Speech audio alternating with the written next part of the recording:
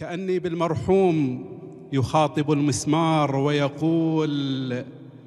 ليش مسمار الألم، ليش مسمار الظلم صاب الكتاب ومزق الآيات من عنوانها، وهجم ليل الآه وظلم النهار، والسور حفرة ألم بوجانها، وعالمنارة التارسة دنيانا نور صبت أرباب الجهل أضغانها، خشن نار أحقادهم تجدح شرار، تحمل أضغان وظلم جنحانها، شتلة والدمعة تصب على الأمين، والشجر ذبحة وظلال أغصانها، وجيه صحراء تمطر بجور وعذاب، ينفث بسم من حكى ثعبانها، والجفوف مصبغة بوحل الظلام، جرح قلب المصطفى طغيانها،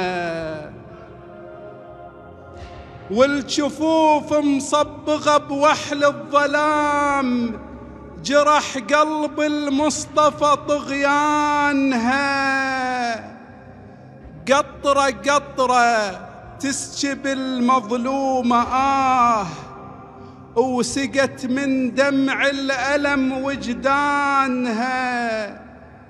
بقبة الله لسلم عليها الرسول، وباب حطه شبوا النيرانها، طاح محسنها ولا تبكي العبا، ولا يشوفوها الغرب عدوانها، كتبت العفة بدماها على الزمان، تدري عفتها شرف تيجانها،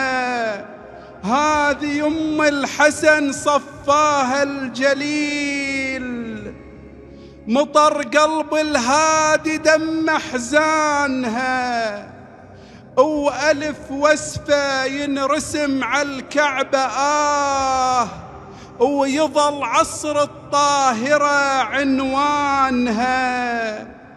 وتظل تنده يا علي وحامي الدخيل، يا أبو صالح طفي نار أحزانها، كافي يا مولاي كافي يا مولاي، شوف أمك تصيح من حرق ذاك الوغد بيبانها، ابني يدركني بعد ما بي حيل، بس يشيل الوالدة ولدانها، لا تخلي أمك على العتبة تصيح، شيل محسن طفي نار أحزانها، شيل محسن طفي نار أحزانها.